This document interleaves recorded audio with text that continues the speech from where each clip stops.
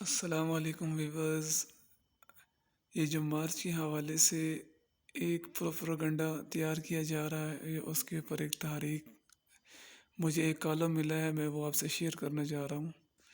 میں آپ کو پڑھ کے سناتا ہوں۔ مولانا زاہد الرشید صاحب کا فکر انگیز کالم۔ مجھ سے اگر کوئی پوچھتا ہے کہ اسلام نے عورتوں کو کیا حقوق دیے ہیں تو میں عرض کیا کرتا ہوں کہ اسلام نے عورت کو سب سے پہلا حق زندگی کا دیا ہے کہ اس معاشرے میں جہاں پیدا ہونے والی لڑکی باپ کے رحم و کرم پر پیدا ہوتی تھی کہ وہ اس سے زندہ رہنے والے یا زندہ ہی زمین میں دفنا دے۔ اسلام نے اس ظلم کا خاتمہ کر کے عورت کو دنیا میں زندہ رہنے کا حق دلوایا۔ یہ بات گزشتہ دنوں میں روزنامہ جنگ کے سنڈے میگزین 7 جون 2015 میں اس سلسلہ میں شائع ہونے والی ایک رپورٹ دیکھ کر پھر سے تازہ ہو گئی کہ جس میں اقوام متحدہ کی ایک رپورٹ کے حوالے سے بتایا گیا ہے کہ اب تک پوری دنیا میں 11 کروڑ سے زائد لڑکیاں قتل کی جا چکی ہیں۔ اس نسل کشی کو رپورٹ میں جینڈسائڈ کا عنوان دیا گیا ہے اور اس کے اسباب میں اقساط، حمل، کاروکاری، نوعمری کی شادی اور چین میں ایک بچہ پیدا کرنے کی پالیسی کی نمایاں برقرار قرار دیا گیا ہے۔ اسلام سے پہلے عرب معاشرہ میں لڑکیوں کو زندہ درگور کرنے کا رجحان عام تھا، جس کا قرآن کریم میں ذکر موجود ہے، اور قرآن باری تعالیٰ میں اس کے 2 اہم اسباب بیان کیے گئے ہیں۔ ایک، خشیہ املاک کے فاقے کے ڈر سے بچی کو زندہ ہی دفن کر دیا جاتا تھا کہ ساری زندگی دوسروں پر بوجھ رہے گی اور خود کما نہیں سکے گی، اور دوسرا آر کہ لڑکی کا باپ ہونا آر سمجھا جاتا تھا، اور جس کے گھر میں بچی پیدا ہوتی تھی وہ یتواری من القوم لوگوں سے پوچھتا تھا، چھپتا تھا کہ کوئی اس کو بچی پیدا ہونے کا طعنہ نہ دے۔ اسلام نے اس کو سنگین جرم قرار دیا، اور جناب نبی کریم صلی اللہ علیہ وسلم نے 4 بیٹیوں کی پرورش کی کر کے اور انہیں محبت و شفقت اور عزت و احترام کے فراہم کر کے دنیا کو یہ سبق دیا کہ بیٹی بھی نعمت ہوتی ہے اور عزت و احترام کے مستحق ہوتی ہے۔ دیوان حماسیہ میں اسلام کی اس تعلیم کے معاشرتی اثرات کو ایک عرب شاعر کی زبان میں اس طرح بیان کیا گیا ہے کہ غزا النساء مذ قام النبی الجواریہ، جب سے یہ نبی کریم صلی اللہ علیہ وسلم آیا ہے ہر طرف لڑکیاں ہی لڑکیاں ہو گئی ہیں۔ مذکورہ بالا رپورٹ میں امریکی شہر ڈلاس میں منعقد ہونے والی ایک سیمینار کا بھی ذکر کیا گیا ہے، جس میں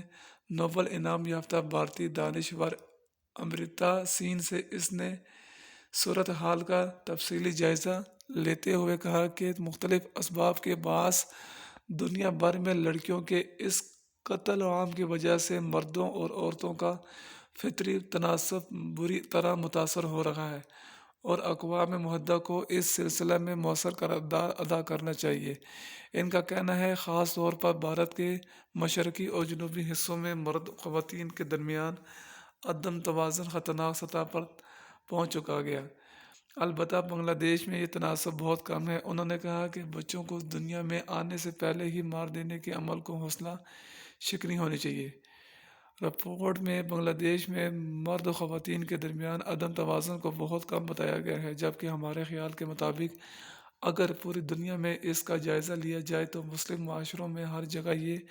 عدم توازن انتہائی معمولی دکھائی دے گا۔ اس کی وجہ یہ ہے کہ قرآن کریم نے لڑکیوں کے قتل کے جو 2 اسباب بیان کیے ہیں وہ اگرچہ آج بھی دنیا میں پائے جانے والے ہیں، مگر عالم اسلام ان دونوں حوالوں سے اپنی معاصر دنیا سے الحمدللہ تعالی بہت پیچھے ہے۔ مغرب میں استعداد حمل کو قانونی حقوق ہیں شامل کر لیا گیا ہے۔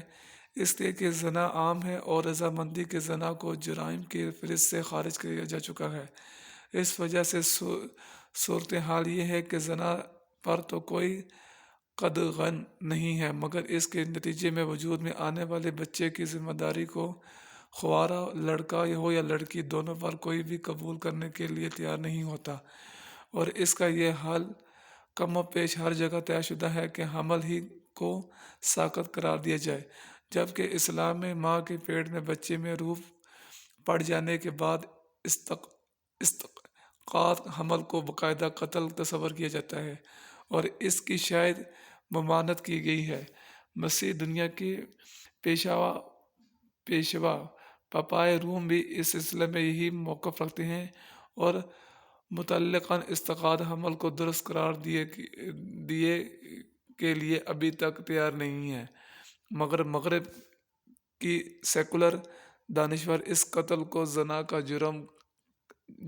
کا جوڑے کے انسانی حقوق میں شمار کرتی ہے اور دنیا بھر میں اسقاط حمل کو قانونی جواز فراہم کرنے کے لیے خود اقوام متحدہ مسلسل سرگرم عمل ہوتی رہتی ہے،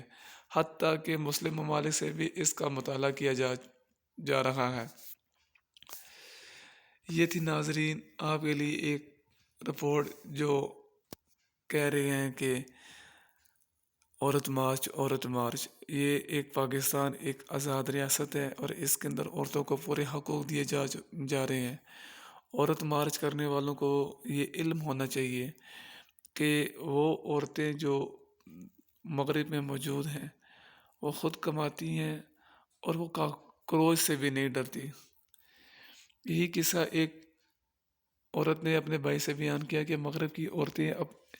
اتنی بہادر ہوتی ہیں کہ وہ کاکروچ سے بھی نہیں ڈرتی، حتیٰ کہ شیر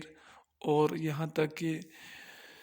سانپ وغیرہ بھی وہ پکڑ لیتی ہیں۔ تو اس بھائی نے ایک بہت ہی پیارا جواب دیا کہ وہ عورتیں شروع سے لے کر بڑھاپے تک اپنے آپ کا خود دفاع کرتی ہیں، حالانکہ ہمارے امت مسلم معاشرہ جب بھی بچی پیدا ہو اس سے لے کر مرنے دم تک پہلے بھائی کے سائے پہ، باپ کے سائے پہ، شوہر کے سائے پہ، پھر ایسے رہتے رہتے پھر آخر میں بچوں کے سائے پہ جو ہے نا وہ جیتی ہے، تو اس کو ایک باپردہ خاتون بنا دیا جاتا ہے۔ تو خدا را اس تحریر کو روکے، اس میں جو فتنے شامل ہیں ان سب کا بائیکاٹ کرے، اور جو لوگ اس تحریر کو جو ہے نا پھیلا رہے ہیں ان کو سمجھائیں کہ یہ ہمارے اسلام کے خلاف ہے۔ السلام۔